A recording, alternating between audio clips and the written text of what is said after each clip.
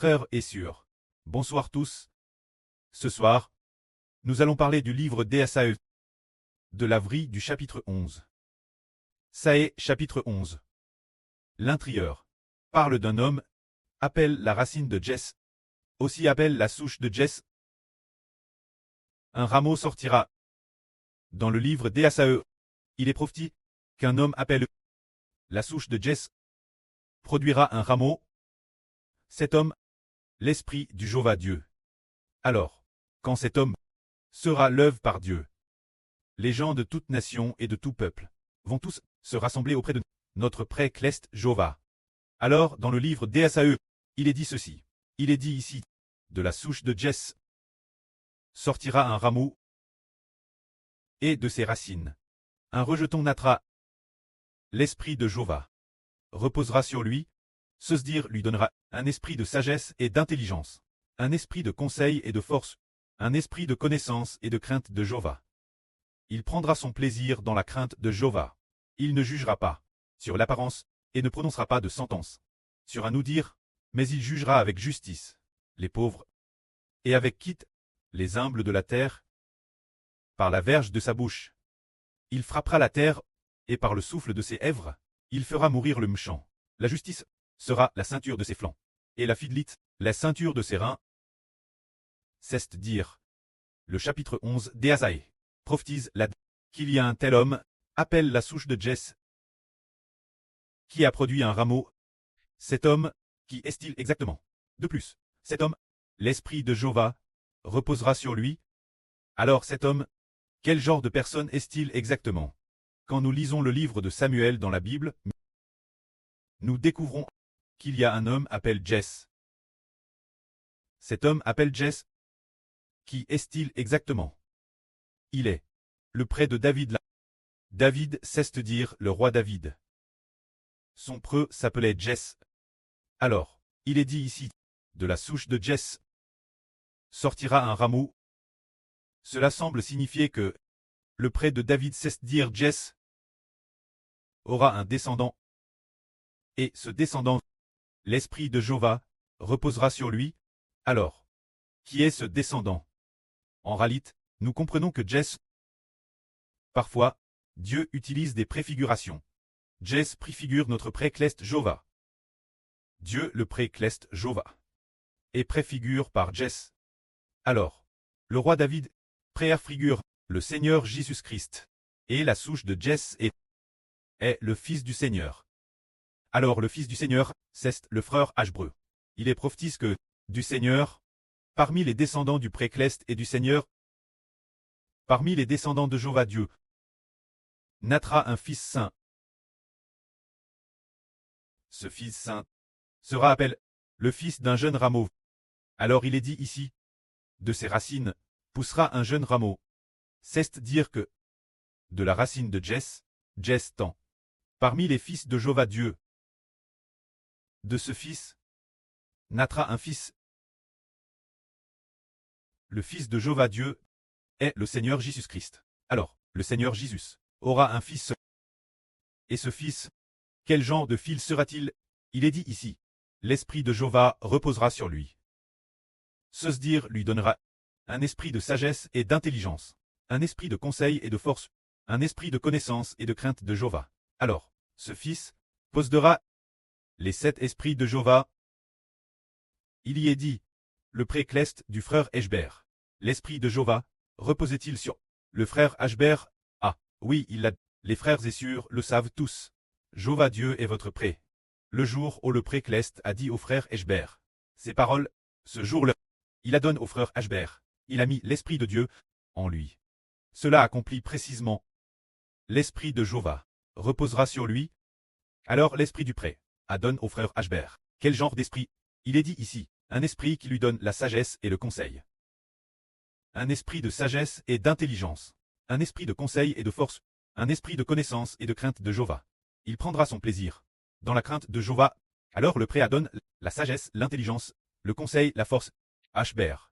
Il semble qu'auparavant, notre sur Desang, ou la sur Zaouan, ait eu l'esprit du pré lui disant, c'était la sur Jaouan, qui disait que l'esprit de conseil et de force, l'esprit de connaissance et de crainte de Jéhovah, l'esprit d'intelligence et de sagesse. On tous te donne au frère Ashbert. Un jour, pendant sa prière ou sa méditation, le précleste lui apparaît ainsi. Et elle a compris, oh, en fait, la prophétie de la Bible concernant un jeune rameau. Cette prophétie parle du frère Ashbert, c'est-à-dire qu'un fils va régner qui s'assiera sur le trône du Seigneur Christ. Ce fils, Dieu a donné son esprit. Ce fils, le Seigneur Jésus-Christ, a aussi donné l'esprit du Seigneur ce fils. Alors, ce fils le frère Ashbert, après avoir reçu l'esprit du prêtre et du Seigneur, que fera-t-il? Il est dit ici qu'il exercera le jugement, pas sur l'apparence, pour juger, ni sur loup, mais il jugera avec justice les pauvres, et avec quitte, il prononcera sur les humbles de la terre. Alors, l'esprit du précleste, l'esprit du Seigneur, est en notre frère Ashbert. Pour juger les choses, il ne jugera pas sur l'apparence. Oh. Pour discerner le vrai du faux, ni par ses oreilles, pour entendre quelque chose, ce n'est pas ce qu'il voit, ce que ses yeux voient, ou ce que ses oreilles voient, ou entendent, ce n'est pas selon ce que les yeux voient, ou ce que les oreilles entendent, mais seulement selon quoi? Seulement selon l'esprit de Jéhovah Dieu, pour juger le bien et le mal. Seulement selon l'esprit du Seigneur Christ, pour juger les pauvres. Seulement selon l'esprit de Dieu et du Seigneur pour juger. Non pas selon ce que ses propres yeux voient, ni selon ce que ses propres oreilles entendent. Ainsi, ce Fils, tout ce qu'il juge, il le juge selon la justice, selon l'équité. Car, tout ce qu'il juge, tout ce qu'il décide, il ne cherche que la volonté de Dieu et du Seigneur. Alors, qu'est-ce que cet homme pose de? Il est dit ici, par la verge de sa bouche, il frappera la terre de la verge de sa bouche, et du souffle de ses lèvres, il fera mourir le méchant. La justice sera la ceinture de ses flancs, et la fidélité, la ceinture de ses reins. En parlant de ce Fils, il a l'autorité dans sa bouche. Dans sa bouche se trouve le pouvoir de tuer. Ce genre de mise-mort, l'autorité de tuer les méchants, c'est comme dans l'Apocalypse. Cet enfant, lorsqu'il devient le roi des rois, et le seigneur des seigneurs, une paix aiguë sort de sa bouche, pour frapper les méchants. La Bible prophétise sur lui. Ses jugements seront tous faits avec justice. C'est pourquoi ce roi, ce souverain, est aussi appelé le roi de justice, et aussi appelé le roi d'équité. Tout ce qu'il fait, se fait avec justice, et avec fidélité. C'est-à-dire que, quand l'humanité, quand le monde approchera de sa fin, ce Fils va apparaître. Alors, après l'apparition de ce Fils, la terre entière recevra de magnifiques bénédictions. Quand ce Fils gouvernera et régnera l'avenir, jusque quel point cela ira-t-il? Non seulement il amènera toute l'humanité, non seulement toute l'humanité n'aura plus de meurtres, plus de PHS, les PHH de toute l'humanité n'existeront plus, et tout le monde s'aimera les uns les autres. Les PHH de toute l'humanité seront entièrement effacés. De plus, cela atteindra également les loups, les lions, les léopards et tout cela vivront tous en harmonie. C'est-à-dire que tous les animaux du monde, la terre entière, l'avenir, les animaux de la nouvelle terre, vivront en parfaite harmonie. Cela accomplit précisément ce qui est écrit dans l'agence. Oh, Dieu a dit à Adam de dominer sur les poissons de la mer, les oiseaux du ciel, le bétail et les bêtes de la terre, de dominer sur toute la terre. L'origine, c'était pour qu'Adam domine sur toute la terre. Alors, dans le futur celui de l'Apocalypse, cet enfant appelle le jeune rameau. Cet enfant, lorsqu'il régnera, gouvernera toute l'humanité. Et de plus, gouvernera également toute vie. Ainsi, toutes les vies vivront en harmonie. Ce moment-tel, la vie sera en harmonie, jusque quel point? Il est dit ici. En ce jour, le loup habitera avec l'agneau. Le léopard se couchera avec le chevreau. Le veau, le lionceau et le bétail gras seront ensemble. Et un petit enfant les conduira. Nous savons que le loup doit manger l'agneau, mais pourtant, quelle est la fin? Le loup habitera avec l'agneau. Et le léopard se couchera avec le chevreau. C'est-à-dire qu'entre les animaux, il n'y aura plus de violence. Et entre les animaux, il y aura une coexistence pacifique. Il est dit encore ici.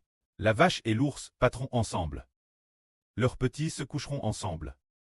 Et le lion comme le bœuf mangera de la paille.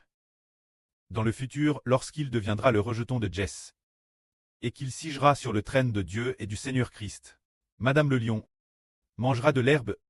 Par exemple, si nous allons aujourd'hui aux eaux et touchons un lion, il se peut que le lion nous morde, ou alors Si nous allons dans la forêt et voyons des lions ou des tigres, nous allons probablement fuir. Mais dans le futur, le lion vivra en paix avec les humains, en harmonie, et aussi avec les autres animaux, puisqu'il est dit ici que le lion mangera de l'herbe comme le buffle. Se dire que dans le futur, cet enfant, qui est la souche de Jess, le rameau qui en sortira, se dire, cet enfant de l'Apocalypse, sigeant sur le traîneau de Dieu, le traîne du Seigneur Christ, exerçant l'autorité, et ergeignant sur la terre, toute l'humanité sera en harmonie. Par conséquent, jusque quel point, il est dit ici, le nourrisson se battra sur le nid de la vipre, et l'enfant sauve mettra sa main dans la caverne de l'aspic. C'est dire, ce genre de cobra, le cobra est un serpent RS venimeux, mais il est prophétisé ici que l'enfant touchera la bouche du cobra. Et, sur le nid du cobra, il s'amusera. Ces serpents ne feront plus de mal, pourquoi donc? Il est dit ici, sur toute ma montagne sainte, tout cela ne fera ni mal ni destruction, car la connaissance de Jéhovah remplira la terre comme les eaux couvrent le fond de la mer. C'est dire, lorsque ce nourrisson exercera la royauté, toute l'humanité connaîtra Jéhovah. Tous les animaux, toutes les vies connaîtront Jéhovah, faisant en sorte qu'au commencement Dieu, dans le jardin d'Éden, lorsqu'il créa l'homme, le but du précleste Jéhovah en créant l'homme. Quel était-il, au commencement dans le jardin d'Éden, lorsqu'il créa l'homme, il dit, faisons l'homme notre image, selon notre ressemblance, pour qu'il nous ressemble, et qu'il domine sur les poissons de la mer, les oiseaux du ciel, le bétail et les bêtes sauvages de la terre, et, sur toute la terre, c'est ainsi que le précleste et le Seigneur ont créé l'homme, précisément pour que l'homme domine sur toute la terre. Alors, il était initialement prévu qu'Adam et la descendance d'Adam accomplissent cette mission. Mais, après ce qu'Adam a cette mission n'est plus revenue Adam et la descendance d'Adam. Mais elle devait revenir, celui qui appelle le rejeton d'Isa. Ce fils et la descendance de ce fils. L'origine, cette mission, devait revenir Adam et aux descendants Adam, pour qu'ils dominent sur les poissons de la mer, les oiseaux du ciel, et le bétail et les bêtes sauvages de la terre, mais le résultat final est qu'elle reviendra.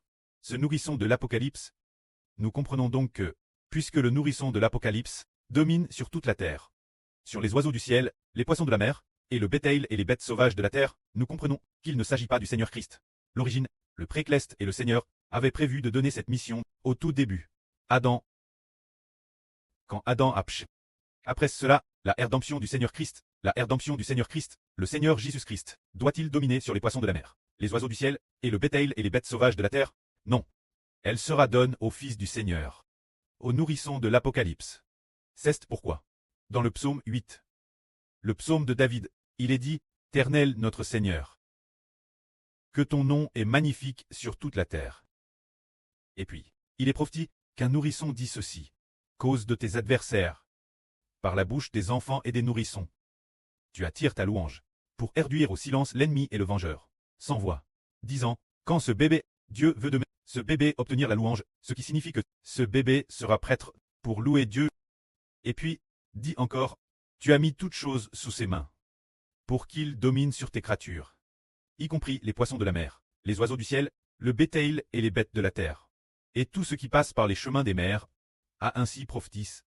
Ce bébé, qu'il ne deviendrait pas seulement prêtre, non seulement un prêtre servant Dieu, mais deviendrait aussi un roi régnant sur la terre, quand ce bébé deviendra la racine de Jess. Au début de ses têtes, Adam et la descendance d'Adam. Puis plus tard, ce sont devenus les frères Hébreux et les descendants des frères Hébreux pour accomplir cette mission. Amen.